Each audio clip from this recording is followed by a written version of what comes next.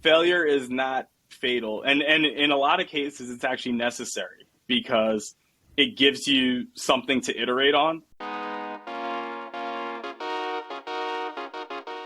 Welcome to the Exponential Growth Podcast, where we demystify what it takes to break into tech.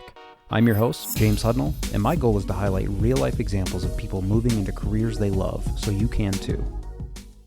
Hey everyone, today I'm joined by Barry Johnson, a former production reporting specialist, but today Barry's an apprentice backend engineer at LinkedIn. Barry and I joined LinkedIn about the same time, and we've really grown to, share the journey together, and it's been great. And I'm so glad that he's willing to come on to the Exponential Growth Show. So Barry, welcome. Thanks for having me on, James. I really appreciate it. As you mentioned, I'm currently an apprentice backend engineer with LinkedIn. Definitely different from my previous role as a production reporting specialist. Back then, I was building dashboards, a lot of Excel for some executive level leadership at my previous company, which was in real estate. Okay. And since moving over into to LinkedIn now, I am building the back end of applications for hiring solutions. So nice. It's certainly been an adjustment, a lot of API work, a lot of coding in Java, which I was not familiar with before I joined LinkedIn. So It's been a roller coaster for sure. Yeah. So take us back to Barry, during your childhood, did you ever have grand designs of working for a company like LinkedIn or working as a software developer? I don't think that in my wildest dreams or imagination, I would have pictured myself ending up at a company like LinkedIn. Honestly, like when I was younger, it was always in my head that I was going to be an attorney. That was kind of like my big thing. Even from a relatively young age, I knew I like to debate. I like to build arguments and like pick other people's arguments apart. So that was kind of the track that I put myself on. It's what I went to school for. I was a political science major, but I thought that I would be able to leverage that to go to law school and end up as an attorney. And as fate would have it, that is not how it worked out. Okay. So did you have any brothers and sisters growing up? Yes. So I have two younger brothers. I have an older sister. And so, having that experience with them, even they thought that I was going to be an attorney. Like growing up, they were like, "Man, you love to argue." Like, yeah, that's what I was leading into next. You beat me to the punch. I was going to empathize with them if that was your forte. Yeah, my siblings. It's funny because everybody has these sibling disagreements and arguments. So definitely them. But my mom was like the biggest one. She's like, "You need to be an attorney," because as a parent. Your kid is talking back to you. And normally you can get the best of them. But with me, I'd make a good point and she'd be like, "Ooh." So all she could really say is like, you should be an attorney. And so that kind of sent me on that path. And, just the way things worked out down the road, I ended up here instead, which I'm grateful for. That's really interesting. And so throughout high school, did you play any sports or anything like that? Yeah. So I played, basketball in high school, which interestingly enough, that was a fun time in life. We actually went to a state championship my junior year. We were runners up in the state championship in the state of New York. And, but yeah, I was a captain, on my high school basketball team. And so, I think that is certainly my high school years, going into my college years is when I started to realize, just my ability to lead in certain areas. And so athletics was definitely one of those scenarios where I was able to showcase my abilities as a leader, which has helped me certainly at LinkedIn, but just in my professional career in general. Yeah. Okay. So sounds like you graduate high school, and it sounds like you actually have some intentionality behind your decision to go and study law, because I know when I went to college, Barry, I had zero intentionality behind that decision. So kudos to you for having, your good head on your shoulders there. And then, so how did that play out? Did you do 4 years and you got that law degree? How did that play out? So when I went, I was going to go for undergrad and then for 4 years of undergrad and then transition to a law school of my choosing at the end of undergrad. So when I went to undergrad, I went in as a poli-sci and philosophy double major. Um, I did that, because I had it in my head that I was going to go to law school. I was going to be a lawyer. So, why experiment with other things? Like, just jump right into it. I was 100% certain. Yeah. We see how that worked out. But I jumped in. I did my 4 years. I was really excited about the things that I was learning. And then when the undergrad path was finished, I realized, one, that I wasn't crazy about like continuing a lot of like school. Like, it's very heavy in terms of like reading. Also, just the cost of school was certainly an issue at that point. And I also realized that, like, although there are many avenues that you can go down when you go on that path to become a lawyer, many of them, like, I wasn't crazy about.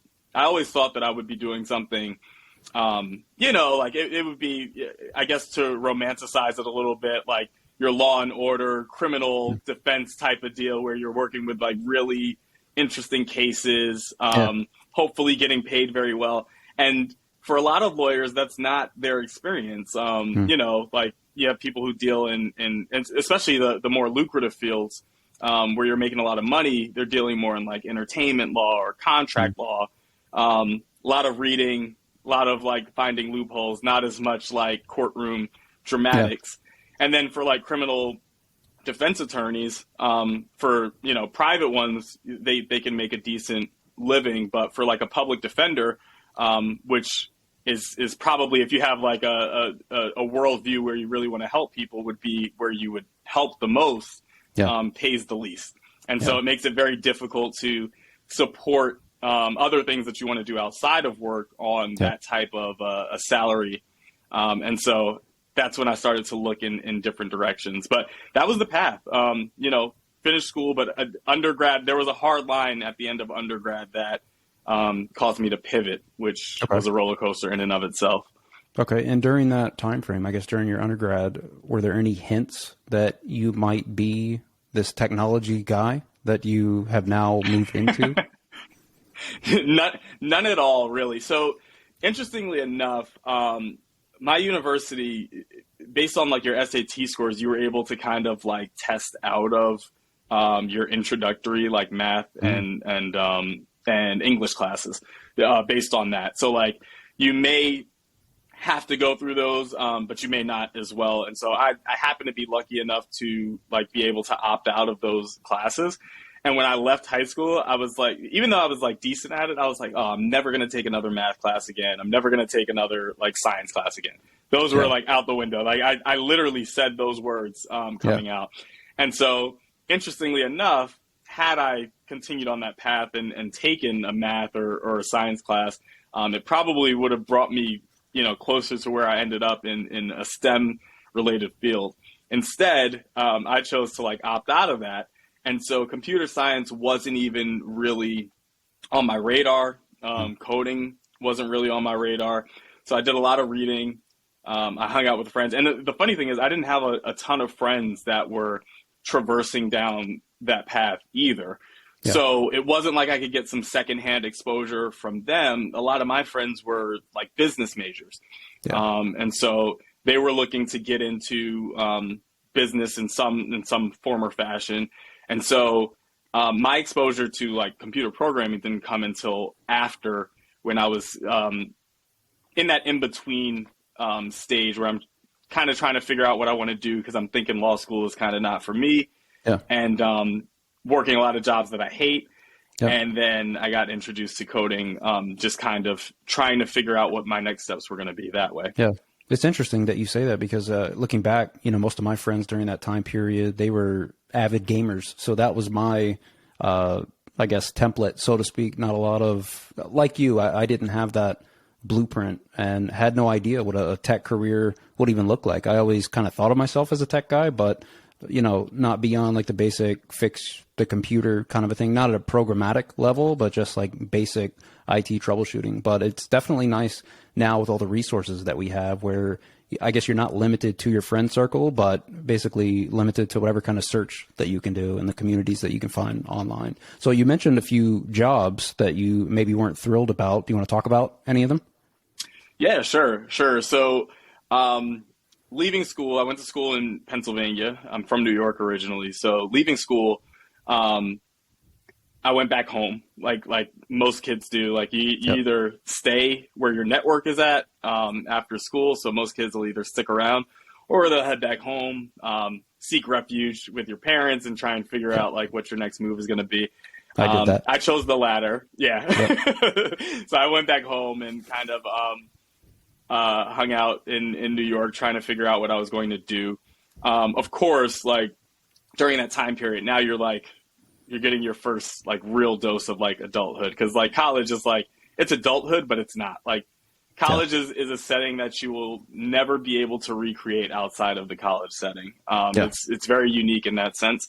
And so when I went back home, I said, okay, well, I'm an adult, got to get a job. And interestingly enough, my parents weren't pushing me super hard just because I guess I was technically young in their eyes, but I felt like I was an adult. I need to contribute.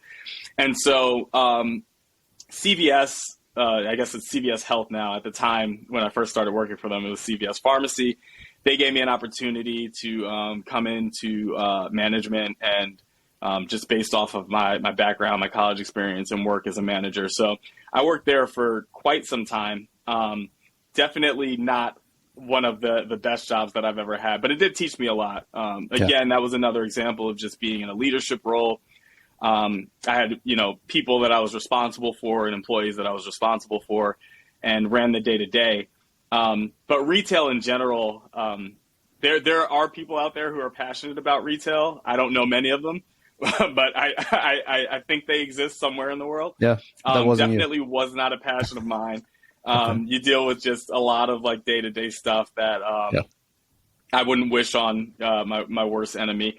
And then there's also a lot of rewarding stuff too. But it definitely showed me, I think I was able to sharpen a lot of my skills, a lot of my leadership skills, a lot of my conflict resolution skills in that role.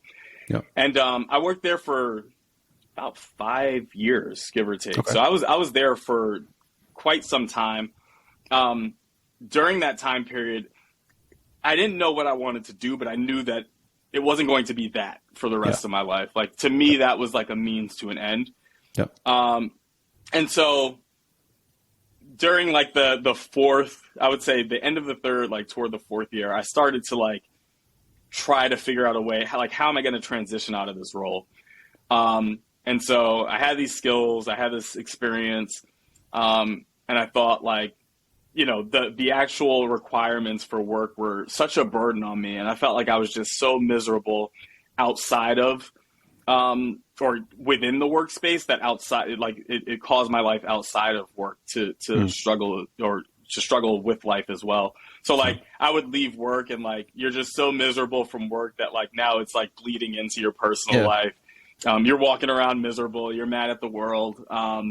And there's no answer, right? So like, there's no like, okay, there's a finish line in sight. Like, okay, I'm going to transition to this. I just got to hold on for a few more months. So what I did was I just set a deadline for myself and I was like, look, by January of next year, you need to find something else, anything else.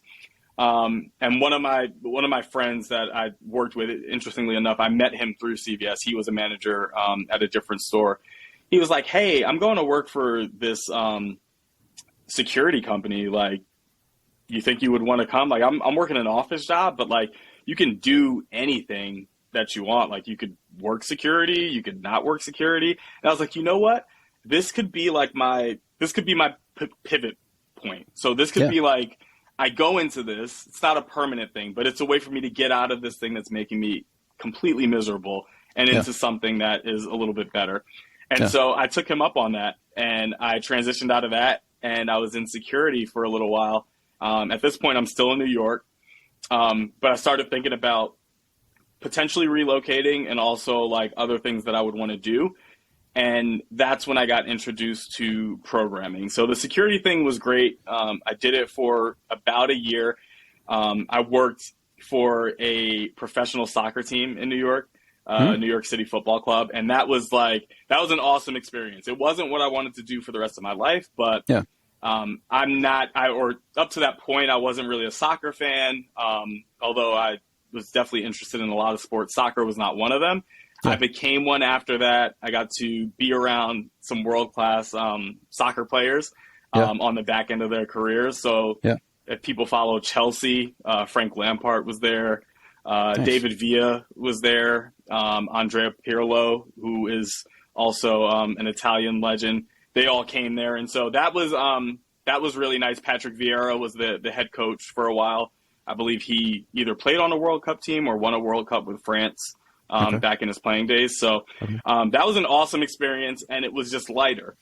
Yeah. And I think that move for me, although it wasn't where I wanted to end up, it allowed me a chance to breathe and get away from feeling miserable every day. And that actually allowed me to focus more. And so in doing so, I was able to get introduced to Free Code Camp online while I was looking at these other avenues. And that was my introduction to programming.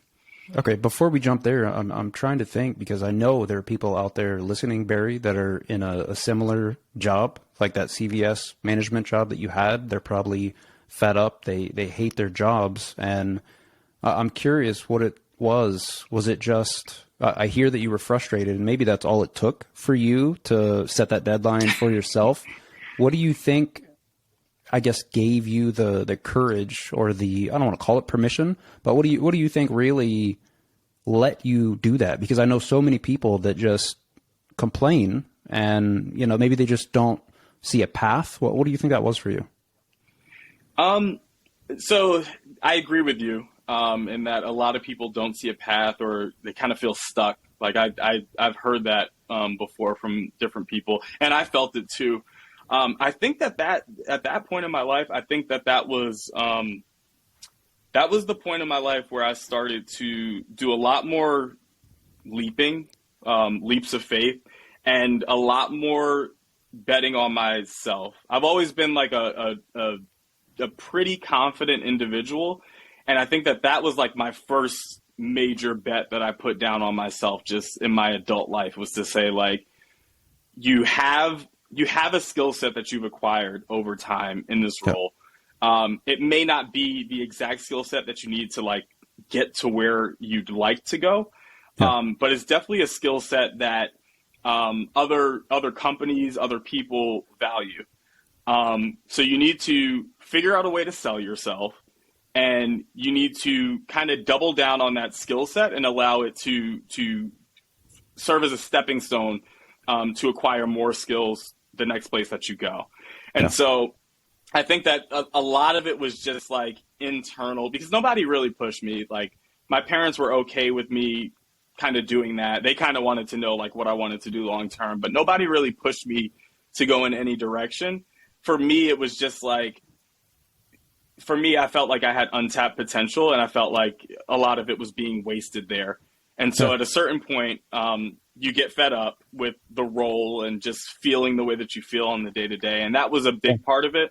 But I think that feeling kind of pushed me into like, how you can get out of this is like double down on the skill set that you have and bet on yourself.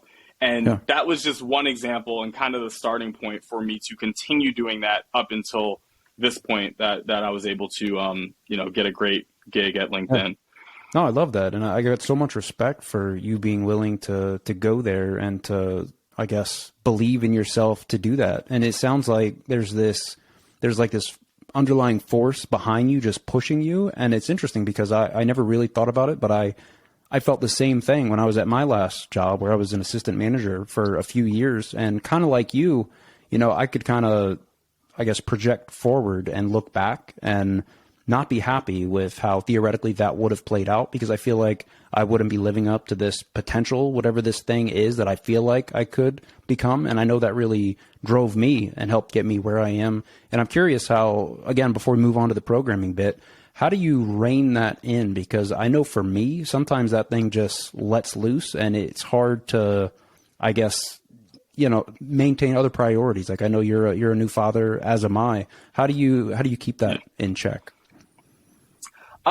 So for me, it comes down to kind of having a plan. And that's the interesting piece, which kind of started around that time as well when I was leaving CVS, was just that I've always been more of like a go with the flow type of person. In high school, like for exams, like there was no real study plan. I was always like a fairly smart kid. And so like if I felt confident with the material, I'd go into a test and just take the test. If I didn't feel confident, or with the material at that moment, I felt confident that I could like bring myself up to speed really quickly and and then go in and still take the test. That's dangerous, So though, I was Barry. always like, That's oh, dangerous. super I was the dangerous. same way, and that set me up for failure initially for college. So that could be a gift and a curse. Yeah, that's where it hurts you, because in college, like things get tougher. I would say that like whatever the workload is kind of catches up with your natural ability, and then you see a lot of the time like the kids who did really well in high school very easily have a hard time in college, and the hard workers who maybe struggle through high school do really well because at a certain point, like you get to college and you can't kind of just like will your way through certain things. Like you have to put in the work. And so that was the piece that I had to learn on the fly, not only in college, but also just in life, was like learning to balance my natural abilities with the fact that like there needs to be some work behind it. Yep. And I think that lesson definitely ended up not only catching up with me, but then also being the driver for a lot of my progress down the road, even to this point. But I do think that it's very dangerous, and that is where I started to like come up with a plan. I kind of transitioned from like just going with the flow to planning. So when I left CVS, I had a plan that I was going to move to. Well, I was gonna move, period, out of New York. Okay. I just felt like there were opportunities, and I needed to like not be so set in stone because New York is home for me. And I needed to go where the opportunities were. So I made a promise to myself that like if an opportunity presents itself outside of home, that I would seriously consider it and not have that as a blocker. And that was the first thing. And then the second thing was, once I got an opportunity, I needed to be prepared to like deal with all the logistics that come with potentially a cross-country move, maybe learning a new skill depending on what the job is, transitioning out of my old role. And so I started to come up with a plan. I started to target locations.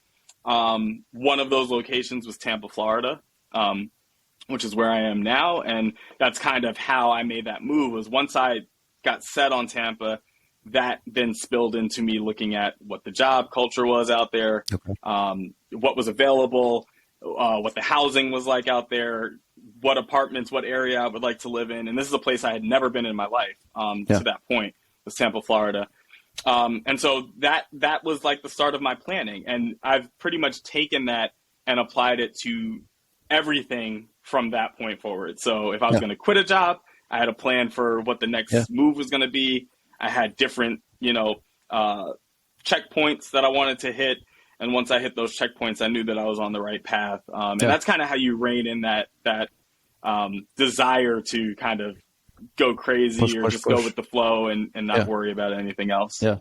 I like that, man. That's having a plan. It seems so simple, and I guess it is, but I think it's also profound. And, looking back, I guess I had a plan to move into tech, but I don't think it was as discreet as it probably should have been. So that's an action item and a takeaway for me today. So thank you for that, having the plan. So, okay. And what I've learned from having that plan is that like, that doesn't mean that things will go according to your plan. Sure. But just having it definitely sets goals for you to then execute on. And you will find yourself straying from that straight line that you have from start to finish. And that's okay, because that is just part of any journey that you go on. There will be detours that you will have to take. But if you don't have the plan and have a general idea of where you want to get to, it makes it that much more difficult. Yeah. No, I love that. So I think you had mentioned Free Code Camp. Walk us back there. So you're introduced to programming. Do you think that might be your next play? What's going through your mind at this point? How did that play out? So it's interesting. I had like this overnight it was like an overnight, kind of like a side job, but it was still security, same company. But I worked that in addition to working for the professional soccer team. And there wasn't much to do. They just needed somebody to be there. So I would sit on the computer and I stumbled across, I think I looked up like the top, like up and coming jobs. And one of them was like a software developer or an engineer. Yeah. So I was like, well, like, what is that? Like, what would that entail? Like, what does that take? I already decided I wasn't going to go to law school. I made a decision that like I didn't really want to do anything if it took a ton more school and capital to make it happen. And so that in and of itself limited my options there. And I look around and it's like software developer. So I'm just Googling and I'm like, how do you even get into that? And I saw that a lot of people were using Free Code Camp as like a resource to learn to program. So I went through, I signed up. It was free, which was big for me because, I had seen some things about like boot camps. But I looked at some of the costs of boot camps at that time and they were, some of them were as much as tuition. Yep. So I decided, okay, well, let's go the free route, see how I feel about it. I'm not against investing in a boot camp, but I need to know that this is something that I want to do, or else you end up, like the kid who goes to school, gets a political science degree and then doesn't use it. Yep. So I decided to try that out. And I went through like the first couple modules. I think it was like HTML, CSS, and I think I got into JavaScript. And that was enough for me to say, okay, doing very simple things like building like little template web pages. I was like, okay, like this is something that's interesting for me. It's challenging. It's kind of like a puzzle, which I enjoy. And so I think that I would want to go further. But at that point, I still wasn't ready to commit, like 25 grand to a boot camp. Yep. So I was still looking for kind of free resources. And what's funny is that happened in New York. I did not find that until I had already relocated. I got a job in Tampa, Florida. I relocated. And that is when, which I like to say there are no coincidences. So that's when I actually got introduced to a boot camp that was free. Okay. And that kind of kicked off like my kind of structured learning at that point. Okay. But I had relocated. I got a job in insurance, working for Progressive, also like in a supervisory like type of role, which I thought was good. I was going to make good money. I was going someplace where the taxes were less, so I had more, more income to spend for myself. And while I was there, I felt like that was another pit stop. Like that was the pit stop that got me out of my home base and got me uncomfortable, out of my comfort zone. And so once I moved there, I continued a Free Code Camp, but I actually met, over the internet, I met somebody who was going to be a TA for a boot camp called Launch Code. And it was a nonprofit. It was their first cohort in Tampa. They had been in, I want to say St. Louis for a few years and had been successful with the nonprofit model, but this was their first cohort in Tampa. And he was like, hey, I saw you on Free Code Camp. Just so you know, they got this free boot camp. It's starting, I think applications close in like 48 hours. So if you're interested, you might want to get on it. Yeah. And I only had a little bit of like programming experience, if you could call it that. But I filled out an application. I had like a little code assessment, which wasn't anything much really. Yeah. And I got in and it was off to the races after that. That was really the starting point for like serious programming. Okay. No, that's amazing. And so it's a free boot camp. It's a nonprofit. So do they, I guess they have sponsors or donors or something like that to kind of fund operations? Is that your understanding? Yeah, so they have a lot of sponsors. I think they also, at that point in Tampa, they had received some state funding as well. Okay. I think the state of Florida had a like grant money that they would give to like nonprofits with STEM initiatives, especially for underrepresented groups. And so that was a portion of it, but also they have donors. They have like some of their graduates also like pay it forward and will donate and they'll send something around annually to get funds that way. So yeah, a lot of their money comes from either the government or from donors who are just interested in donating. But what they do is they also like go into communities and build relationships with companies and kind of say like, hey, this is what we're trying to do.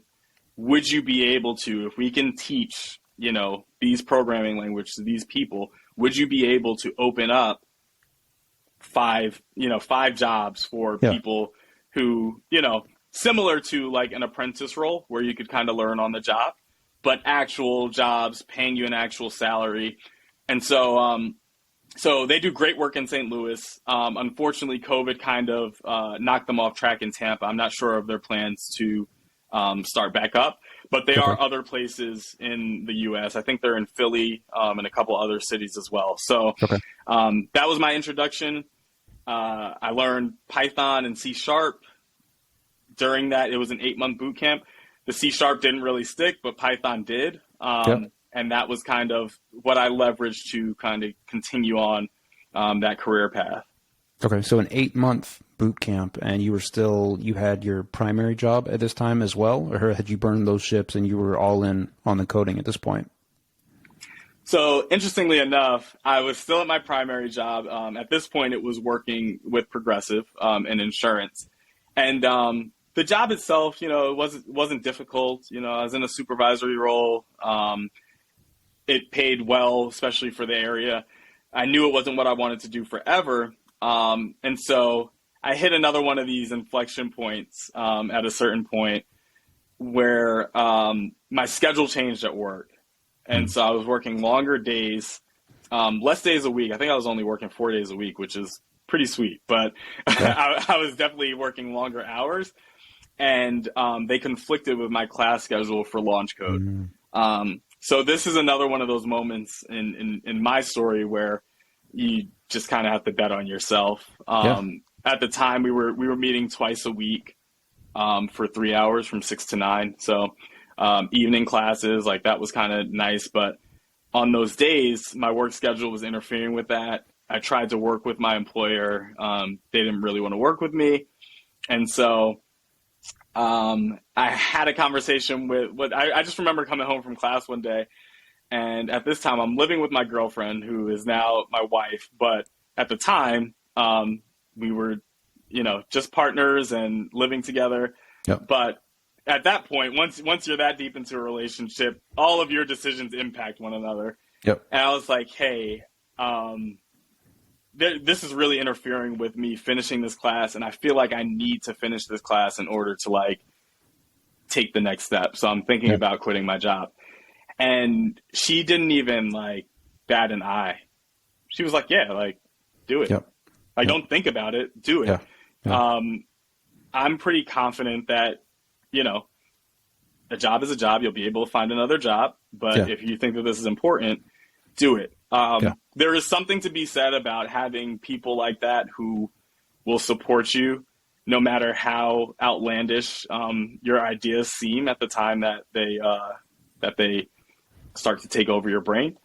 And that was big. So as soon as she was like, yeah, because she has a direct, there are things that directly influence her situation, bills and things of that nature. It was just a green light. So I thanked Progressive. I had some money saved. I said, thank you guys for the opportunity. And I had like a couple months before the boot camp was over. And so I left my job. I said, this is how much, and this is one of those planning, experiences where I said, this is how much I have in the bank. These are my monthly bills. This is, what we like to do for leisure. So we can still have some of that going on. And I left. And so then I was just like all in on kind of coding and programming. I love that. And I want to pause on that, Barry, because I'm definitely not encouraging the listeners to quit your job and embrace something that may or may not work, but there's power to be had if you're in a situation where you can do that. Because I know in my own situation where I was in this predetermined management path, thankfully my wife and I were on the same page with, saving as much as we could, putting it aside for, whatever we wanted to. And I came to a similar situation as you, where I didn't like traveling. I was traveling like 16, 20-hour commutes, driving all over the country every week for work. And it just was not sustainable. And thankfully, because my wife and I were on the same page, and she had a similar reaction as your maybe then girlfriend had, where she was like, yeah, do what you need to do. Because it's it's so much power in A, being able to do that, and B, like you said, having somebody in your corner to back that move. And I know for me, it was definitely the fire that lit me and caused me to blaze through the boot camp. And long story short, eventually end up at LinkedIn just like you. And I think it's just so amazing that, yeah, I'm hearing so much of my story in your story. And I think that's so cool. And I wanted to point that out, where if you have the option to do that, I can't think of a better thing to spend your hard-earned money on, is being able to buy time if you need that time to make a pivot like that, as opposed to just buying things. 100%. And I think that, to your point, there are some people, I think you part of that comes from knowing yourself. I think a lot of the bets that I made on myself, I'm relatively self-aware, and I know what I respond well to. And so it's not for everybody. So I don't want to give the impression that it's for everybody. Some people, there will be different paths to kind of get to that same endpoint. But I do think that there's something to be said for some people of certain personality types, when you don't have a safety net underneath you as you're pursuing that next goal. You know, so sometimes when you have that safety net, if you know your personality, sometimes that makes you not go as hard, for that next goal, because you're comfortable. So like that comfort has not been removed from underneath you, and that's always going to catch you when you fall. So when you're not studying, when you're choosing to put off that assignment because you want to play video games, or you want to have date night, or, whatever the case may be, that safety net says, hey, you're still getting a check from your job. You're still able to afford all the things that you need to afford in this moment. Maybe you can put off that thing, and maybe it's not as important. Whereas for some people, when you remove that safety net, now it's like, I have to succeed at this because I don't have anything to catch me if I fall or if I fail. Yeah. And that paid dividends for me. Now, again, back to the plan, I would always advise, just because it worked for me, that if you're going to do something like that, it's good to have a plan. And so for me, obviously plan A was finish the boot camp, right? I got a couple months left. I got to finish it. But I also have this anxiety around watching money leave my bank account with nothing coming in, even though I had a healthy amount in savings. And so what I did was, quitting my job gave me the flexibility to finish this course. But I also looked for a part-time job, just to say, I want to see something coming back in. I know I have enough money to get me to this next checkpoint that I want to get to, but it'll just calm my anxiety if I have this. But it allowed me to look for things that fit with what I was already doing, as opposed to getting into this boot camp when I already have this thing and they don't really fit together. Sure. And so, so I decided, I took a part-time job at the airport where I could work overnight. And so really it was on the back end. So I would go to class, and then I'd get out, I'd go take a little nap at home, I'd work overnight, and then I had my days kind of to, work on assignments and things of that nature. So it's one of those things where it's you still give yourself, an option. If anything happens, something goes left, you still have some money coming in to where you're not bankrupting yourself, but you remove yourself from that situation that's that you could use as a potential excuse for not completing things. So in the interest of full disclosure, I did that. And interestingly enough, that was another situation that just kind of paid off for me, because during that time period, I was able to find a job with another company that wasn't quite what I wanted to do, but it kind of vaulted me into all of my tech adjacent roles. Through this job at the airport? So the job at the airport was just an overnight gig to kind of get myself some money. And basically, to give context there, we were loading cargo planes for UPS, those type of things. So it was way out of anything that I had ever done before. But it was cool. It was just that was a very hands-on job. And you got a chance to kind of see how things work, how your stuff gets transported from point A to point B. But it fit in my schedule. And then not having the full-time job allowed me to then look and say, okay, what's out there that kind of fits in the space that I'm looking to go into. Yeah. So during my days when I had time to work on assignments, I was actually looking at other jobs and saying, when I finish this boot camp, what's out there? And Cognizant which they do a lot of healthcare, but they also do a lot of like special tech projects. They were hiring, and they actually had roles that were overnight roles, and they were full time. So I said, they were dabbling in social media content moderation. Okay. So I said, okay, I kind of like that. Like maybe I should just apply now. It's overnight for now. So I think if I get it, I wouldn't have any problem kind of like taking it and still finishing, my obligations to the boot camp. And I don't think I would have found that when I was in my comfort zone at Progressive, making good money and working day shift and stuff like that. So it was a long journey, but I ended up finding that, and I got an interview there, and that was history. Like I ended up working there for about a month before I finished the boot camp. As I finished the boot camp, a few months later, they ended up opening another role internally, and that was where I got into reporting. But I was able to leverage my boot camp skills from Launch Code at that time. Okay. They were asking like, hey, any programming languages? I said, yeah, I've done some Python. Like I did a lot of work with, like Excel spreadsheets and manipulating them with Python and automating processes. And they loved that. And I was already working for the company internally. They knew my work ethic. So they said, hey, how'd you like to transition into this role?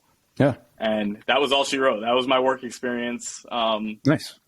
In order to kind of get a foot in the door.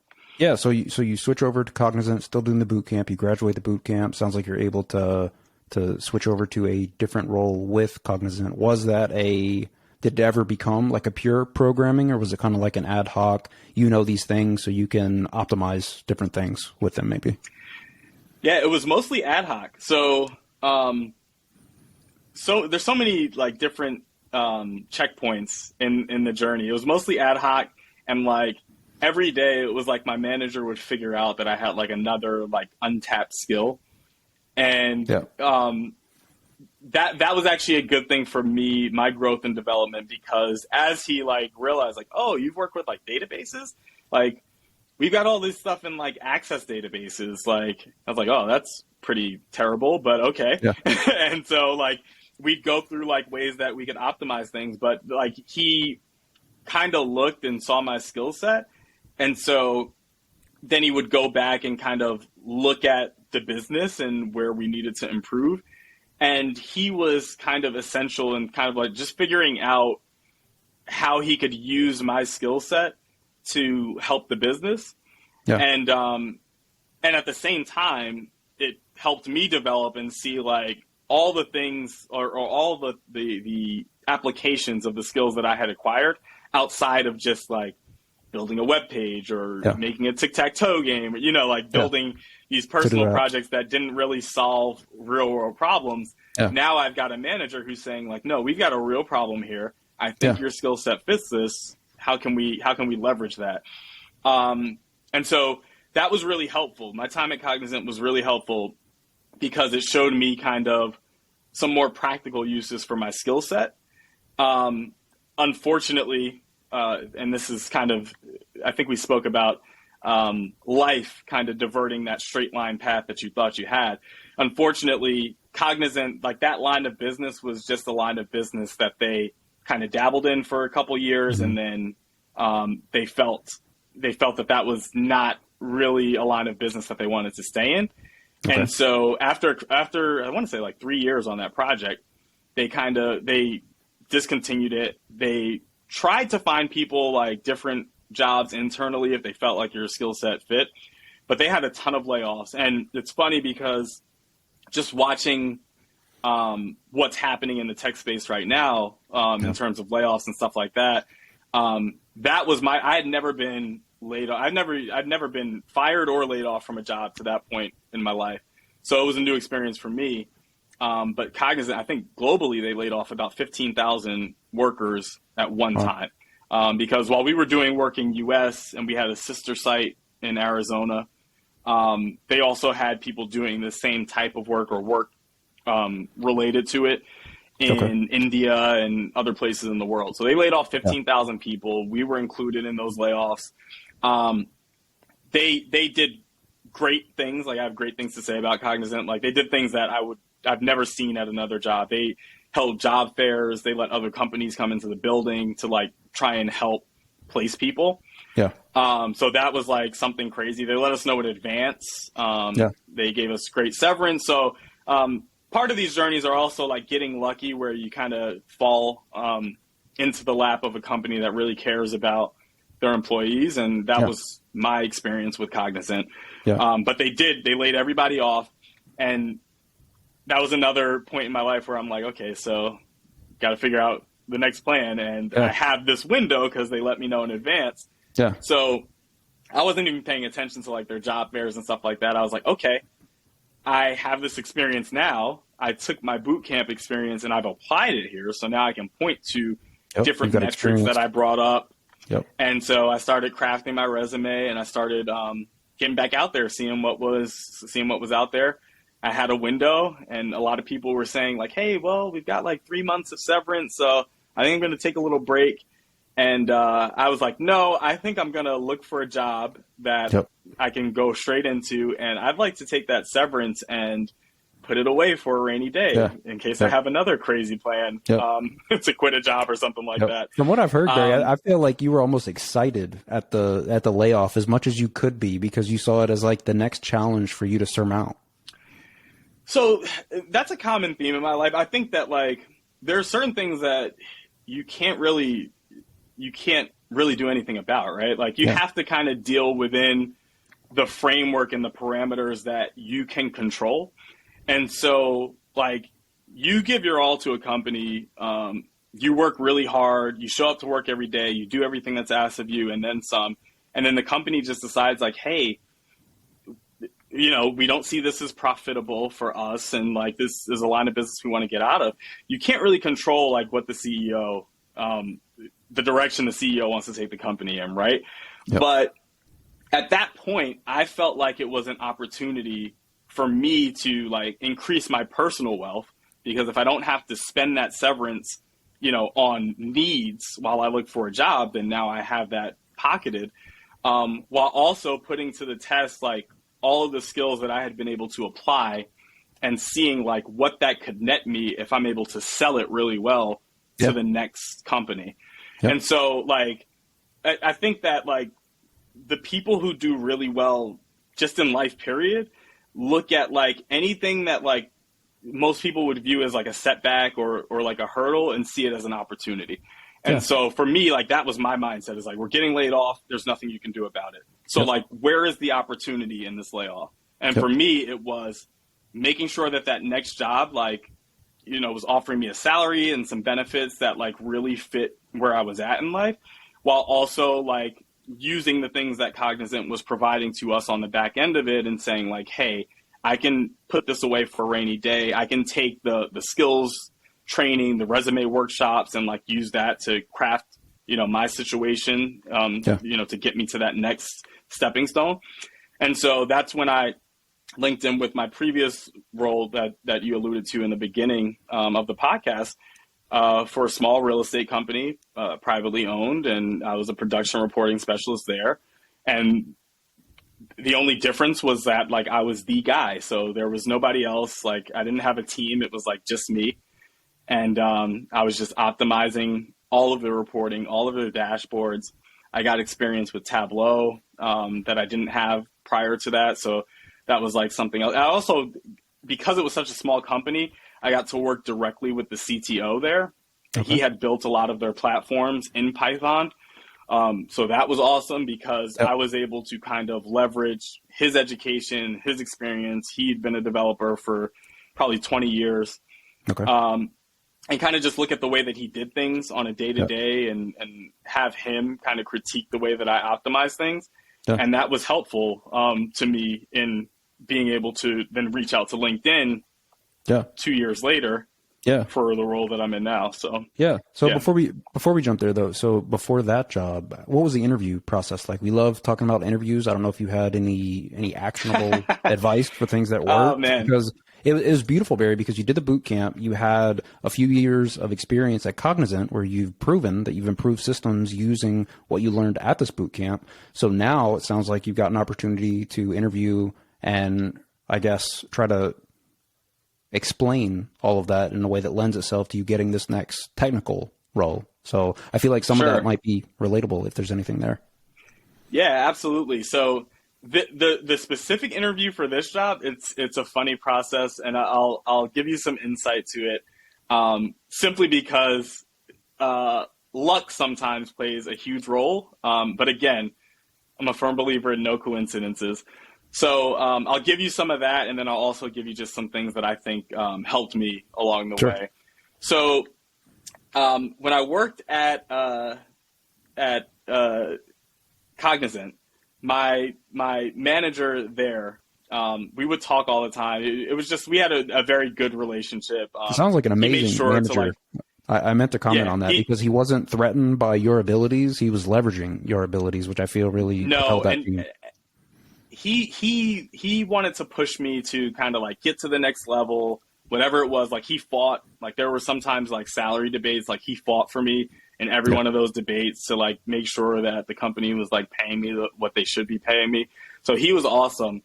But it was so funny. I walk into this interview. Now, at this point, we all know that we're getting laid off. So that was the other good thing Cognizant did. They're like, hey, if you got an interview or something like that, go to your interview, let us know, and you come in late or whatever.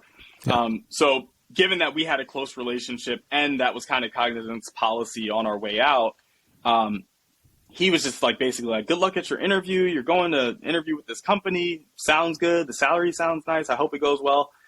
So it's funny. I go into my interview. I had provided my resume in advance, and I'm immediately sitting down with like the VP of the company, and I want to say the person who worked directly underneath him. So one step away from the VP. Okay. And they were like, listen, like, this is how things work here. Like, you would kind of be doing your own thing. You would be responsible for like all of our reporting. So the company's based in New York City, but we had a Tampa office as well. And so, and also a Colorado and a Texas office, but very small, like less than 100 employees total.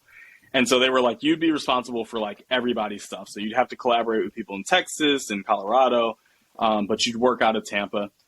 And I'm like, okay, like no problem. That's cool. I kind of gave them some background on like my experience outside of their systems with like Tableau and a lot of Excel stuff. I said, well, I also know Python and I could help automate some of your processes. And then the VP looks at my resume and he sees my boss's name. And just for the purposes, I didn't reach out to him before the podcast. So we'll call him John. He says, hey, how do you know John? And I'm like, wait a second, what? And it's so funny because like people think that like, you're just kind of throwing the references in there. If you get a call, hopefully it's somebody who will speak well on your behalf. They never actually called him, but apparently when my boss was like first out of college, she's like a young 22-year-old kid, just like messing around, just took any job. He worked for the current VP at the company that I was going to when he was a young kid. And so I say all that to say relationships matter.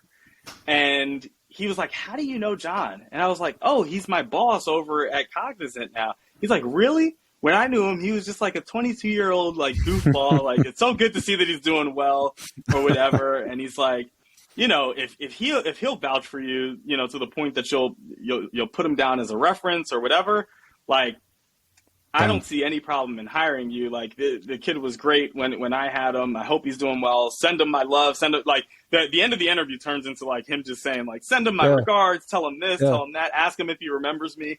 And so, so that was big. Relationships do matter. And I feel like, my skills kind of were what they were on the resume. And I feel like they were happy with that. But I feel like having that relationship kind of was like nail in the coffin, cemented everything. And so like to like a person listening to your podcast in terms of like how they would leverage that, I think that like you speak about it a lot via LinkedIn, but like definitely like build your network, build your relationships. LinkedIn, like in the past few years has gotten bigger and bigger for things of that nature. I can remember a time like back when I was working with CVS where it wasn't as big and where, you couldn't build as many relationships or build your network, but it's gotten so big to the point where like now you don't even have to, like your network, it used to be you'd go to school and your network was directly, the people that you interacted with while you were at school. And now like LinkedIn, I think has provided kind of that platform where like you could go to school in Pennsylvania and you could have a network in Florida. You could have a network in California and Texas. Just from reaching out to people. I've had people reach out to me about, they see LinkedIn on my profile. They want to know about the apprenticeship program. They want to know how they can be involved, how they can apply, when the next hiring cycle will be. Yep. And you might throw a million of those darts and it only takes one to hit. And so I think that the more that you reach out during my process, when I was getting laid off, I was doing all of that stuff. So I was on LinkedIn, I was looking at jobs there, I was reaching out to recruiters, I was searching like job titles and seeing like if certain companies had openings for software engineers, and then I would go and find somebody at the company and just send a LinkedIn message like, hey, was interested in trying to get my foot in the door, this is kind of my background, what are your insights, what are your feelings about the company, do you feel like it would be a good fit? I would say 95% of those I got zero response to. But the 5% that I did get a response, it netted me a lot of my interviews, and ultimately it landed me the job, because prior to having that relationship where they looked at my resume and said, hey, I know your current manager, the whole process of getting to the point where I could even send the resume happened via LinkedIn. And happened with their recruiter from their company, and just me kind of reaching out, shot in the dark. I said, hey, like, I see this role. The role had been vacant for like 8 months. And I said, I see this role that you guys have, and you guys, it looks like it's a role that would be pretty important, but it looks like the role hasn't been filled for a while. I could see how long it had been posted. And I said, like, I think that my skill set matches. Shoot me a message on LinkedIn if you guys are hiring, or, maybe this was posted as a mistake and it should have been taken down. But if you guys are hiring, I would love to hear from you. Would love to, see if my skill set matches what you guys need. And that was it. That got my foot in the door. And then, as fate would have it, my new manager knows my old manager, and he worked for him, and he looks at my skill set that I've acquired through this boot camp. And that was all she wrote. And I worked there for a little over 2 years. And it was a great company. I loved my work there. I got to do some projects with the government as well. Like we did some work with the Department of Housing and Urban Development with the U.S. government. So that was great experience to have. And ultimately it led me to LinkedIn's doorstep. So I left. It was a great experience, great company, but I left because, we're working for LinkedIn. So it was a better opportunity. No, I'm selfishly very glad where you ended up, and I think you're probably pretty happy as well, Barry. So let's talk about that. So you spent 2 years in that role. If you just want to maybe summarize that kind of quickly, were you jumping more into the programming aspect, or was it just like reporting? I'm sure you were trying to integrate everything that you could along the way. Yeah, I was working super hard to like just find ways to integrate certain processes. So I used Python a good amount in that role, just trying to, for two reasons. One was very selfish in that I realized very quickly that like me being the guy meant that like if you go on vacation, like you're coming back to that same work. Like there's nobody to kind of pick up where you left off. And so I needed a way to like continue to be able to add value to the company, but also to take some of the workload off of my plate to open up time for me to like continue to be able to assess their processes and like find ways to improve the logistics of the way things were run at the company. And so the best way for me to do that was to automate processes that I felt took a very long time and required a lot of manual work. So I was leveraging Python to do a lot of that stuff, just kind of like run reports. I was writing scripts to kind of run my reports, and the legwork on the front end was a lot to kind of write, program everything. But once it was working, it freed up a lot of my time, and that allowed me to work on special projects and things of that nature. Also, then I had to learn Tableau and kind of leveraging that reporting tool, and because that was one that I wasn't familiar with. And then of course, everywhere that you go, it seems like people are still using Access databases, and which can be a good thing and it could be a bad thing depending on who created the Access database and Yeah. how knowledgeable they were when they did it. So those things were a mess, and so I was figuring out like ways to kind of fix things where I saw issues, and those were all skills that helped me with LinkedIn, just because I had a lot of time to go through, look at somebody else's work, find the flaws in it, and then correct it. The issue was like, where at LinkedIn, I might be able to reach out to a software engineer and say, hey, like, I saw you guys worked on this 2 years ago. Like, what does it do? Like, give me some context. I had nobody. So it was kind of like me just kind of digging in the trenches, digging through, you know, different SQL code and stuff like that, trying to figure out why queries were broken. But yeah, that was awesome. I also like optimized some bid stuff for their work with the government. The government could, like, not just the government, nonprofits as well would like bid on pretty much like bank-owned properties and do stuff with it. Like Habitat for Humanity might come and try to, you know, pick up some properties, and they're going to fix up and do something with it. The government would do the same, and oftentimes it was in like disadvantaged communities, which I thought was nice. And so that was also like very, not only like a chance for me to kind of flex my skill set and learn some new things, but it was also like a very rewarding part of the job as well. So that was cool. And that was 2 years there. And then I also had like a pretty experienced Python programmer. So like I would get him to look at my scripts and like see where I can make it faster, you know, things like that, try to like optimize my code. And anytime that he was making a change, I just kind of asked to shadow him. I did a lot of work with like ETL processes. So like getting data, loading it into our system, cleaning the data before it went into our system. And so anytime that he was making a change on the back end of that, I wanted to get some insight into how things were working under the hood and why he was making the changes that he was making. And so working that closely with the CTO allowed me that to kind of continue in my journey of learning while also, you know, doing something that was related to the job itself. Yeah. No, I love that. And so then you're doing that. Let's talk about how you ended up at LinkedIn. Was that the next step in the journey? So the next step, I'd worked for Cognizant once I got promoted into the reporting role. I felt like that was very tech adjacent. And then my next role, obviously as a reporting specialist, I felt like that was also tech adjacent. So I felt like my toes were in the water, but I hadn't dove fully in. So I said, okay, like you're at a good job, you get paid well, you like the environment. I think the next step that you make shouldn't be another adjacent role. I think like now is the time to go for it because you don't need it. It's not like you're laid off. It's not like you're looking for a job. You're comfortable. And so now is the time where you can like really take your time and like kind of zero in on roles that put you exactly where you want to be instead of like kind of moving horizontally. So I decided like instead of looking at like any more reporting roles or anything like that as like fallback plans, I was just going to look at software engineering roles. And I thought that like if I couldn't land a software engineering role, then an apprenticeship would be like the next best thing. And in some ways, I felt like it might be the best thing. That might be the best like type of like bridge into the role that I wanted to be in. And so like a few different companies have these programs, right? I think Asana does one.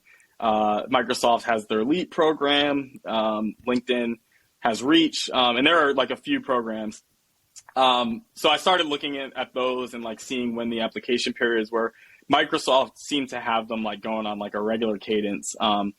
And I actually filled out an application for Microsoft Elite and it just never got responded to. But they get so many, they kind of let you know up front, like, hey, we won't be able to respond to them all, but we will be able to tell you when we select the candidate. So I had applied to a couple of them, but Reach, I felt the model fit what I was looking for the best. And just not to pick on our parent company, Microsoft, because I love them dearly. But one of the big differences that I saw between Leap and Reach was that was just the attention to like having you as an employee from day one. Whereas Leap, you're kind of like a contractor, and you still have to go through the regular Microsoft interview loop at the conclusion of your 6-month apprenticeship period. Reach was different, right? Like you come in day one, you're an employee, you have benefits. I felt like that would incentivize the company to really like pour resources into you, right? Yeah. Like you have a vested interest, whereas Microsoft could have you work for 6 months, you go through the interview loop and they're like, thanks, but no thanks. And, they don't really lose out on anything as a result of it. Reach, it's like you have an employee that you got to bring up to speed because you want them to kind of help the company as quickly as possible. And at the same time, on my end, I'm also learning as much as possible during that process. And I love the fact that like it wasn't like a set commitment, right? Like it wasn't like, hey, this is 6 months, like sink or swim after 6 months. It was like, hey, we're going to look at your background. We're going to look at, how long you've done certain things, your job experience, and we're going to kind of give you a benchmark to try to hit. But like that's flexible as well. And really what we want to see is like constant progression and learning. And we're going to try to get you up to speed as quickly as possible, but we're not going to push you faster than you need to go. And we're also going to let you go at a pace that a third party has determined is fair to you based on your experience. And I love that, because how often do you have a cohort of, 20, 30 people who are coming in with varying degrees of, technical acumen that need different attention. It's like literally it's like being in a class where like, you may have a kid who needs one-on-one attention, but in a classroom of 30, he's never going to get that one-on-one attention. Whereas another kid doesn't need it. Like he can thrive in a classroom of 30. He's more independent. And they basically said, we're going to look at your skill set and we're going to give you the attention that you need, but nobody is going to is going to suffer as a result of us like locking you all into this one box when you all have varying backgrounds and experience levels. So that was awesome. But what brought me to Reach was basically just like my search for tech jobs, which during the course of it, I filled something out for like Dropbox, I think it was. And it's funny, I told one of our other apprentices this story. That was the first interview that I sat in. It wasn't even an interview, it was a coding assessment, but it was kind of online, like a HackerRank type of assessment. It was one of the first interviews that I sat in and completely drew like a blank, like froze up. That was an interesting experience that had me questioning whether or not I should continue on this path. I was like, I was so confident going into it. But as soon as I sat in front of the computer to do it, I had an hour to answer like 4 questions, and I answered 0. Like I was literally just sitting there staring at the screen. I was so disappointed in myself. Toward the end, I started like just putting anything like variables so that I had some work down. But I was like, you literally just like choked. And for some reason, when you're looking for jobs, like whatever the next job is that you apply for, you're in your mind, you're like, this is going to be the one. Like this is the one. So like I put a lot of pressure on myself, like doing really well. Because that's the other thing is like, sometimes you're just sending emails and in-mails into the abyss and you're trying to get a response. So anytime you get a response, there's a heightened level of pressure that you put on yourself because it's like, I don't know when I'm going to get the next response. I don't have a computer science degree. I don't have a background with all these software engineering jobs. So I got to do well on this one. And I think that kind of it messed with my psyche. I psyched myself out. And that's another thing that I would tell people coming in is that like, you got to like take the pressure off of yourself somehow. I had never done that in my life. I had always performed well in interviews. It happens to the best of us. But if it does happen to you and you do happen to put some pressure on yourself and it doesn't work out, just kind of think back to other times where that's happened. Maybe not in that manner, but there are certainly times that you failed in the past. We all do. and think about how you were able to recover from that failure. And also look at where you're at after that failure. Like you obviously recovered. You're obviously, a step further than you were when that happened. I had to lean heavily on those examples to like keep going. Like I didn't even look at the, they send like an email about your assessment, obviously to tell you if you're going to move on. And I just I knew, so I didn't even look at it. Like you'd like written that one off in your mind. It sat for months. As soon as I saw something from Dropbox, I was like, oh yeah, no, that was an embarrassing display of technical acumen there. I'm not going to open that up. And so I just let it sit for like months. And later on, like a few months later, I don't even think I had the LinkedIn position yet, but I felt like more comfortable. I went back and opened it up. And of course they said, oh, sorry, we're not going to move forward with you. But I was like, it wasn't fatal. I think that's the reminder, is that like failure is not fatal. And in a lot of cases, it's actually necessary, because it gives you something to iterate on and kind of take that and carry it into your next experience. So I had to remember that. And I think a lot of your listeners probably, if they're going through a process where they're trying to break in, it's something that will be a reoccurring theme in your journey. Yeah, no, for sure. And I always say failure is feedback. And I heard it back when you got laid off with Cognizant, Barry. It's not what happens to you, but it's how you react to what happens to you. And I think you've always had that bounce back ability. And I feel like that's definitely lended itself to your trajectory of where you are today. So you'd applied to Reach without giving away too much of the Reach secret sauce. How did that interview process go for you? It was pretty good. I had a fantastic recruiter. I'm sure some of our coworkers know Emily. She was awesome throughout the process. She really encouraged me a ton to just like keep going. She was like, she's unlike any recruiter that I've ever worked with for anything before. She was very like just positive in like reaffirming like, the process is going to take a long time. I'm going to be in contact with you every week, kind of giving you updates. But she also reminded me like once I had like gotten into the interview process, I know like this we can kind of let go, is that Reach, their application process is kind of essay based. So that'll kind of like get you into the interview flow. But once I got into the interview flow, and at times where I was doubting myself, either because things were taking a long time or I just felt like maybe I may or may not have given my best performance, she kind of kept me going and was just like, I need you to remember that like you belong here. Like there's a reason that you were able to get beyond the essay portion of this, and like you definitely belong here. Like we wouldn't even be like wasting time going through the interview process if we didn't feel like there was some there, right? So I don't normally get that from recruiters, and I felt like that in and of itself, like if I wasn't already sold on LinkedIn just because I wanted a software engineering role, that was where I started being sold on LinkedIn, because my interaction with her was such a positive one, and she treated me like a coworker. She didn't treat me like somebody she was trying to recruit. She treated me as if I was working with her already. And like she had a vested interest in me succeeding.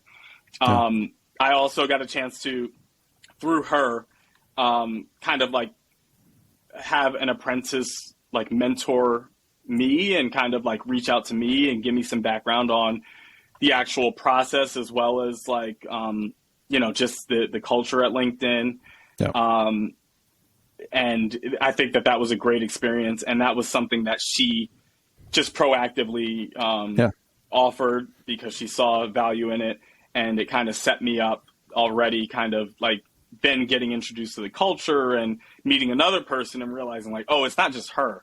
Like this is kind of like the environment that I would be going into should I get the position. And so that was really awesome. But it took, my process probably took a couple months, like altogether, from like essay to finding out that I got it, and that was it was definitely very rewarding on the back end. But it took a lot of work. for sure. Yeah. And tell us about that moment where you got that phone call to let you know that you had gotten it. Whew. Oh man. So I was actually sitting in my office at work. And I got a phone call, and at this point, Emily and I had spoken with one another several times. So like I had her number saved in my phone, and it came up on the screen, and I was like, oh boy! I immediately got nervous. So I closed my office door. I pick up the phone, and and she starts talking, and this is the one thing that drove me nuts was she kind of like she doesn't give you the final like assessment right away. She kind of like said like, hey, so like these are the positive things that like people were saying about your interview. That's not what you want to hear. Yeah. Well, so I immediately start thinking like, okay, so she's giving me the rundown because they've rejected me, and you know, like she's kind of just giving me feedback, which I appreciate. It's not what I want to hear. But in my mind, it was going through my head like, man, this is feedback that kind of sounds like this is what you need to improve upon in order like to be considered in the future. And so she starts talking about the positives and kind of like pretty much just what they saw in me. LinkedIn has like definitely, and I would say this about most apprentices, like I think they have an appreciation for having a growth mindset, kind of being proactive in figuring things out, whatever that may be. But then also like leadership, which was big on my resume, just being a leader, because I think they feel that that's a valuable skill, that maybe you can come in and provide value with that skill set even before your technical ability has the chance to kind of catch up. So it's a way to like instantaneously provide value. And while all those things were positive, I was sitting there just knowing that it was going to be a rejection because I was waiting for the however, really. Yeah. It's like, we love this. However, and then it just never came. So I was just sitting at my desk. I still had all my work, like laptop open. And she was like, yeah, so, you know, and because of these, you know, traits, like we want to offer you this role. And then there's kind of like a blank in my mind. Yeah. And she was like, these are the things that like, they said like you'll need to continue to develop. So I got some feedback from like technical assessments and things of that nature. And that was awesome too, because, you know, it just, I knew I already had the role. And so like now you're kind of giving me a crash course into like a starting point for like what I'm going to build on once I'm in it. But she said she was going to send the paperwork over and all that stuff. And I needed a minute. I needed a minute. When I got off the phone with Emily, I first of all, I don't know if she remembers this, but I probably thanked her. I don't know how many times I thanked her, but she probably was tired of hearing the phrase "thank you" after we got off of that phone call. But I was so grateful to her because there were several points where I felt unsure, and she just reaffirmed like my belief in self and in the process. Yeah. And then I really just needed a minute because it was going to be like a very big change for me, my situation. At this point, I was married, like newlyweds, like a couple months of just being married. So it was definitely going to change my family's situation. Really, we hadn't started a family yet, but like we had started a family with each other. We were married. And so it was a shift. It was something that like, for some people they make a decision and like, okay, I'm going to go to an 8-month boot camp. At the end of this, I'm going to get a job. And like, that's the journey. For me, it was a little like all over the place. I had different jobs. I had very little direction.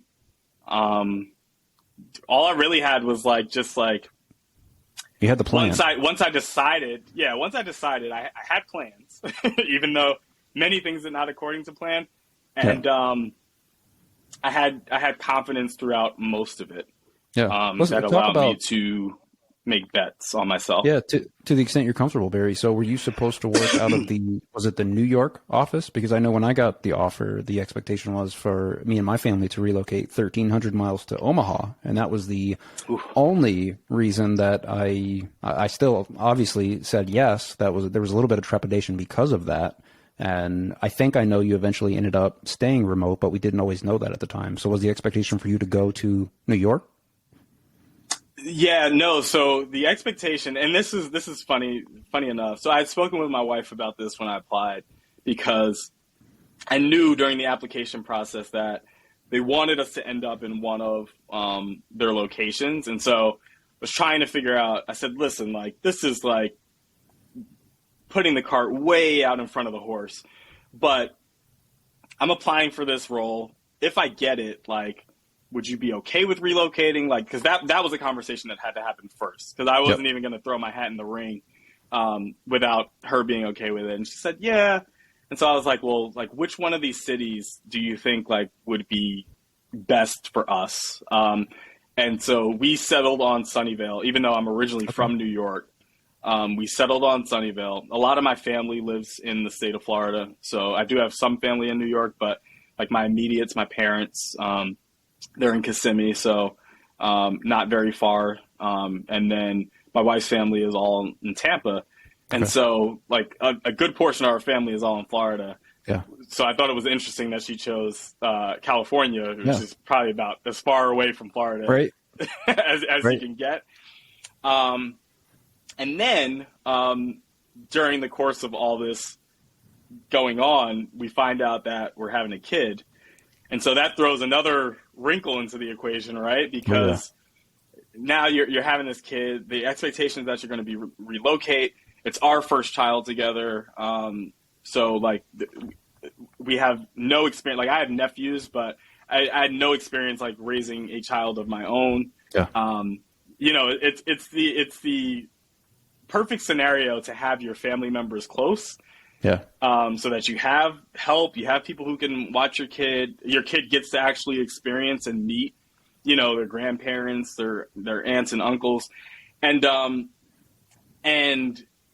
finding that out and knowing the due date and stuff like that, we were like, wow, we're going to be around family for like a month and then we're going to relocate. Yep. And the next time we see family is going to be, it'll be a while. And so that was another wrinkle that got thrown in there. And at that time, like we were both kind of bummed about that aspect of it. And we just like would talk each other into it kind of at different periods, like when one of us was feeling a little uncertain about it because it was going to be such a drastic life change.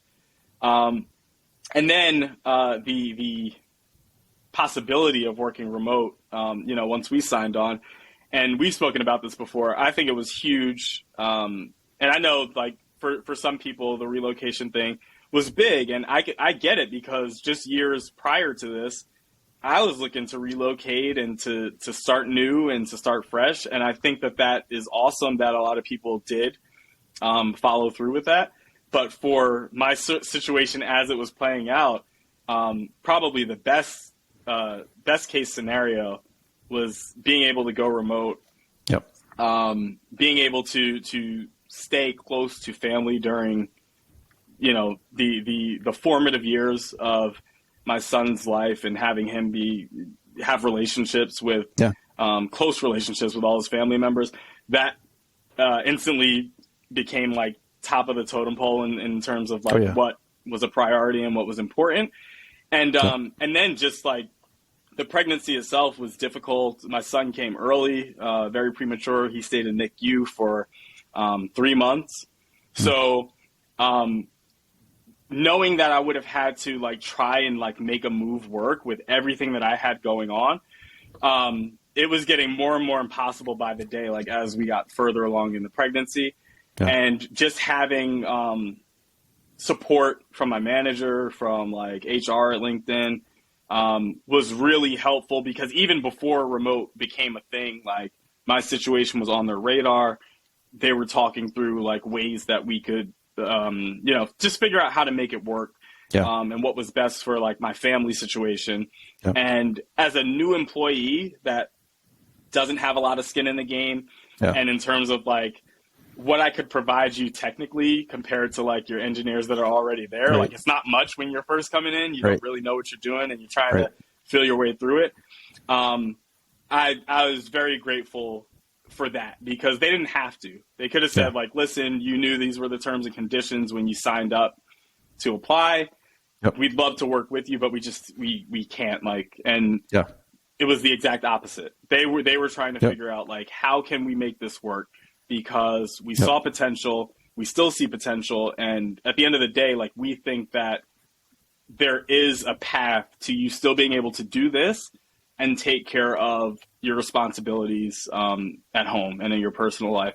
And so it reaffirmed for me that I made the right decision in terms of like other opportunities that arose, and that also that like what I felt when like I first talked to Emily and like when I spoke to my mentor pre-joining LinkedIn, like all of that was like, it was real. Because sometimes, you know, you talk to a company, you know, they blow a lot of smoke, and then you get fooled and you sign on and it's like, oh man, this is not what I experienced during the interview process. Yeah. But for me, it definitely reaffirmed their commitment to me, and it definitely strengthened my commitment to LinkedIn for sure. Yeah. We're obviously, we have to be a little bit biased, Barry, but I back you 1,000% with what you just said, because again, my wife and I went through a similar thing where we had our first child, Presley, a couple of months before the start date. So it wasn't, I guess, to the extent that your situation was, but it was similar where I had this looming over me that I was going to rip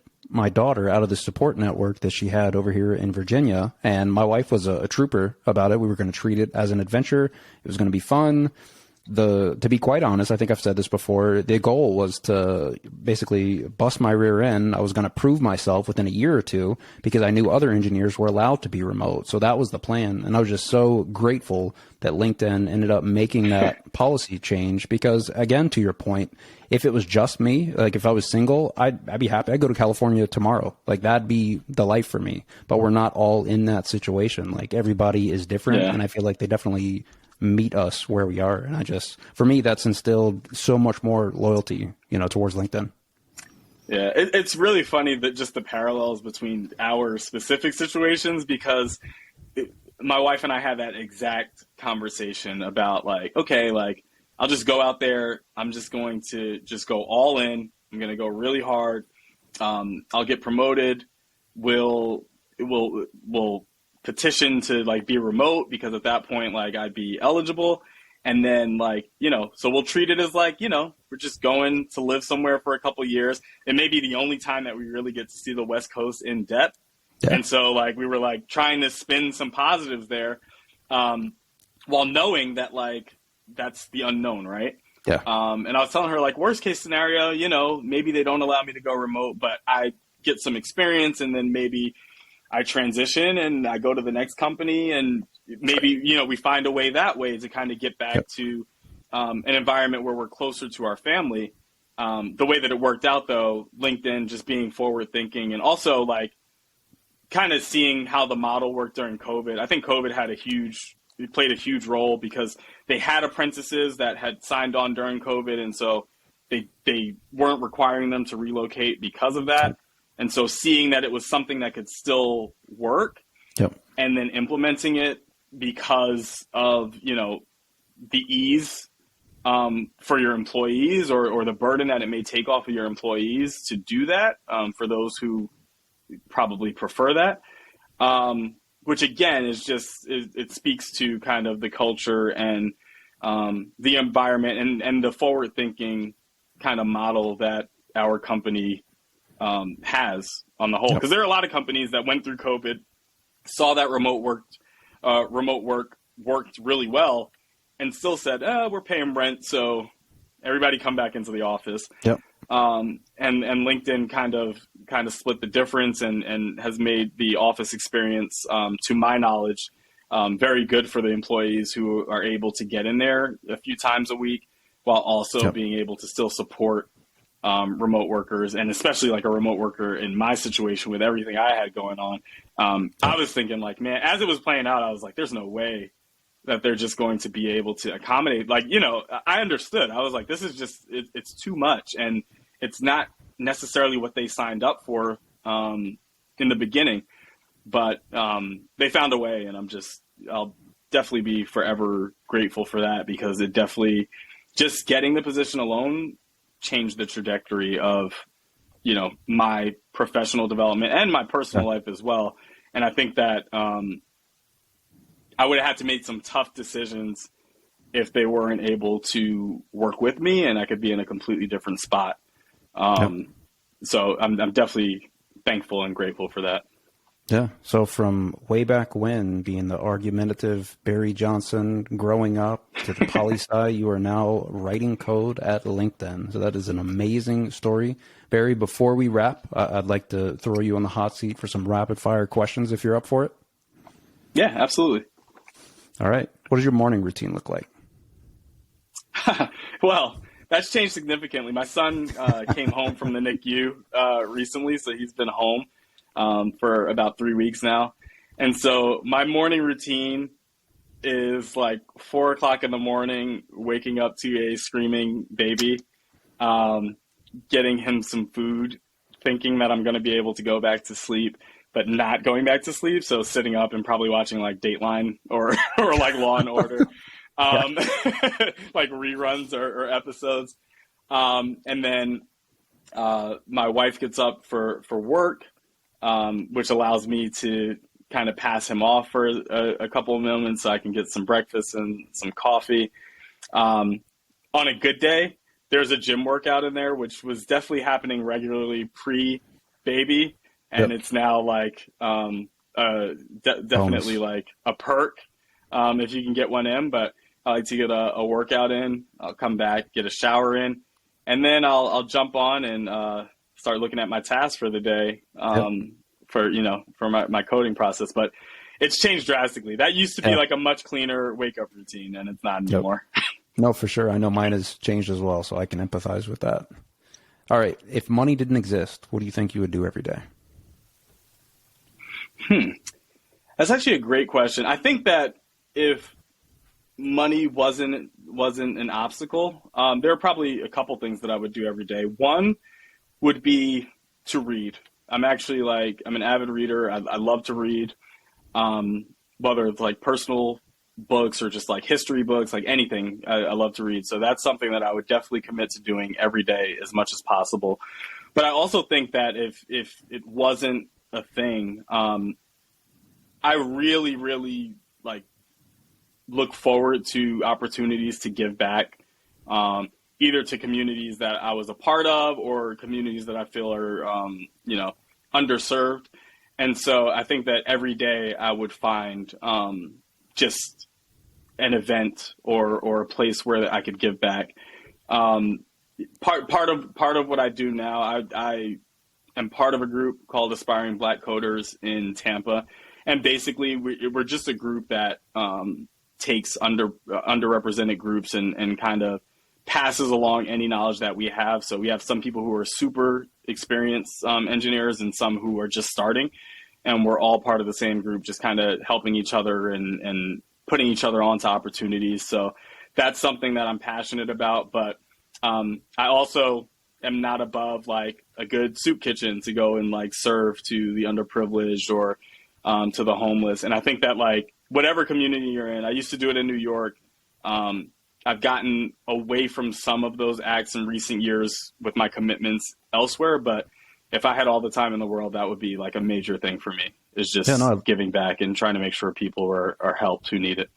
I love the altruism. I'll never forget, and I'll never let him forget when I asked Mamadou that question. I'm pretty sure his answer was he's just going to play video games. Maybe not 24/7, but that was going to be his thing. So, no, I love that answer, Barry.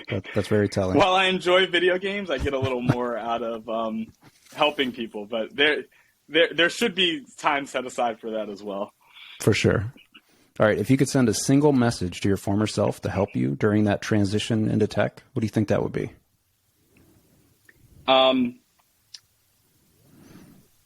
everything that you want is on the other side of things you may not want to do and things that feel like the hardest thing in the world in that moment. I like that. That's certainly a message that I would give to myself. And I feel like every time that I've wanted to maybe pivot or say that it's not for me, and I've stuck it out a little bit longer, that reward is right on the back end of that. So yeah, for sure. I like that. All right. Going back to the book thing, do you have any books or podcasts that have had maybe the biggest impact on you? I think a lot of people have read this recently. It's getting a little bit more popular, but Atomic Habits, James Clear, that one is pretty awesome. I like that. I also, in terms of podcasts, I used to listen to Code Newbie a lot. It gives some type of content. It's not all stories like this podcast, but a lot of people are in tech. They'll give you their journey. Many of them are maybe a little bit more senior than us. Some of them are not coming from underrepresented backgrounds, but it does give you some perspective into just maybe how some more senior people are looking at the tech industry and how they are looking at people like us coming into it. So Code Newbie is definitely one that I definitely used to get some good mileage out of. And Atomic Habits, certainly for personal development, is awesome. Also, The Four Agreements is a very good one. I haven't heard of that one. Yeah, The Four Agreements, I think most people who have read it would agree that it has changed their perspective on life. So definitely give that one a read. I'll have to add that to my list. All right. Tell me about the 2 or 3 most influential people in your life and how they impacted you.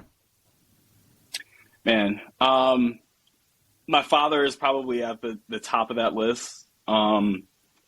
Just a general get it done type of attitude that I've kind of adopted from him. He just never complained.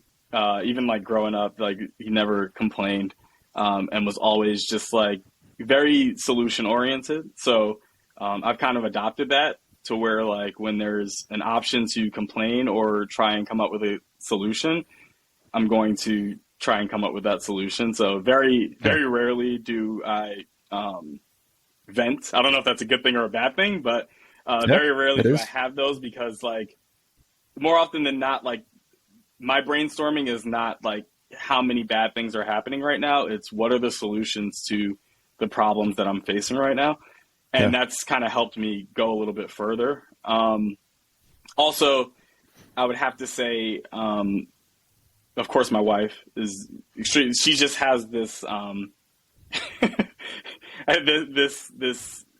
strength of her belief in me and my abilities is beyond anything that I could imagine for myself. So like, even when I am at my point of like most doubt, she just has this almost irrational belief in just my ability to just make it happen, and make something out of nothing. And so I think that like in those moments when I do feel like maybe I can't do something, or maybe I can't push through with this task, or maybe it's just easier to go in a different direction, she is like that voice that is like, no, you're more than capable. And it's not about like if you can do it, it's about when you're going to complete it, because you're not going to quit. You're going to keep going. Yeah. And I think it's important to have voices like that, just in the room or around you, in your network, so that when you're looking in the opposite direction, they can kind of keep you focused on your goals. So yeah, those are probably my top 2 influential people. No, I love that. So Barry, what's next for you? You going to work your way up the LinkedIn ladder and just keep building those skills? Is that the plan? Yeah, I think so. Like right now, it's funny because I told myself I was going to like pause and like take a moment to reflect on like how far I've come, and also like just to be satisfied. Like, there's one thing about like my personality type is that like, okay, did that, and now it's like, what's the next thing? Yep. So I did tell myself I was going to take a moment to do that, but I like the team that I'm on here. I like the projects that I'm involved in, and I feel that because they're somewhat all over the place, it's giving me like a well-rounded education as I move through these things. So I do think like obviously the obvious next step is to just continue with that progression. But I also think that like along with my manager, we're building the foundation now to where I can say like, you know, in a couple of years, like, I wonder what it would be like to be a staff software engineer. I wonder what it would be like to, you know, go for more senior roles. I also think that like, for me, I want to take everything that I'm kind of consuming and be able to give that back to underrepresented people that are in the space or trying to get into the space. Yeah. And so I think my work with aspiring Black coders will continue, and I'll have a better vantage point to kind of give better advice and better guidance there. I could certainly foresee myself doing some mentoring right here at LinkedIn from a technical standpoint. And so I think once I have, you know, fully gotten comfortable in the role, I think those are next steps for me, simply because I love to teach and I love to help people. And I think that that's a great way to reach back in a space that I feel is really important and needs more underrepresented group to be represented within it. We could probably go on for a whole nother podcast about the amount of bias in technology and artificial intelligence and things of that nature. And I think the more access that the tech space is able to provide through programs like Reach and other apprenticeships, but also through just people who know and are from that background that are in tech and can reach back and kind of give people information and resources and ways to get in. I think that will help to even out that bias. And ultimately, that's what I would like to see for the tech space. Like, I'd like to see us move in that direction and be more inclusive, because if we're more inclusive, I think we'll be able to help more people with these products that are changing the world every day. So. Oh, for sure. And I love that, Barry. I love your this nonstop desire to give back. And even thinking about the podcast, that was the origin plan for the podcast, was trying to crowdsource amazing transformation stories like yours to try to give that blueprint that I know I never had. And that's part of why it took me more than 3 decades to land my dream job. So yeah, it really it resonates with me. And I think that's amazing that that's your mission. Is there yeah, for sure. And I think that your 3 decades, that's just part of it for us, right? Like that's some people's journey is, you know, a year or 2, other people's is 5 or 10. I think that the destination, or what I've realized is like the destination is not as important as kind of like all those things that kind of take you in different directions. I never would have thought one of my other jobs would have been linked to a manager that I had at a previous job. And, you know, I have no knowledge of this new guy knowing this old guy, but that's life, right? Like these things happen. No coincidences.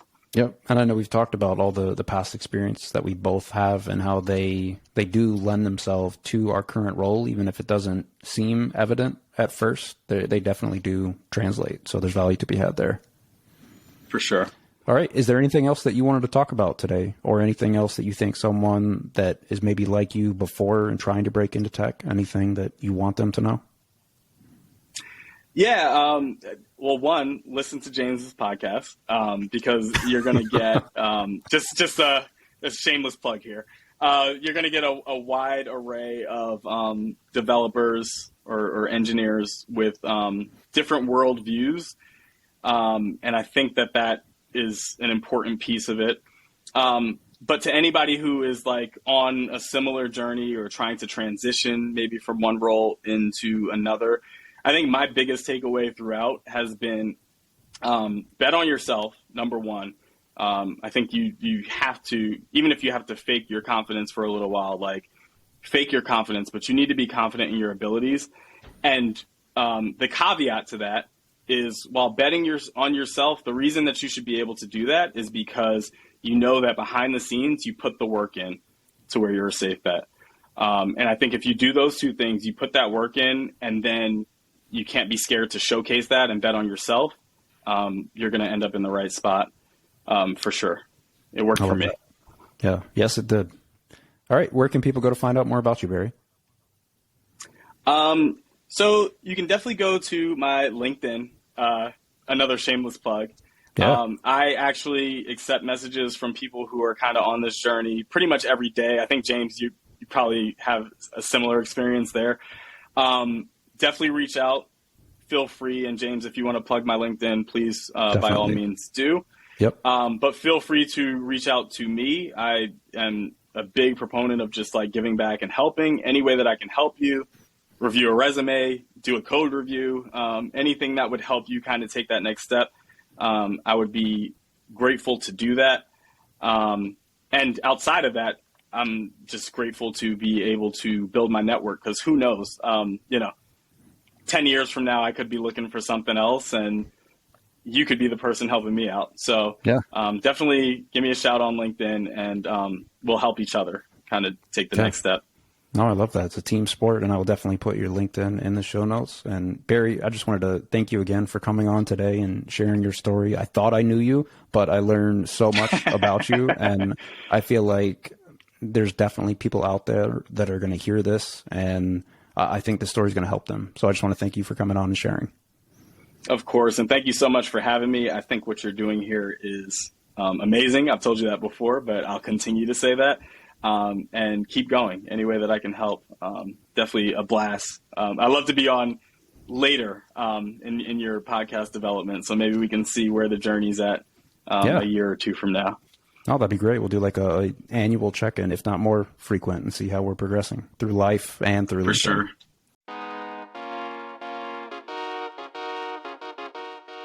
Thanks for listening. If you got value from today's show, please consider leaving a 5-star rating and a review on Apple or Spotify. It's a free way you can support the show and help other people just like you find the story and others like it. If you enjoyed this conversation, be sure to follow the show on whatever podcast application you use. And most importantly, if you know someone that might be interested in breaking into tech, tell them about the show.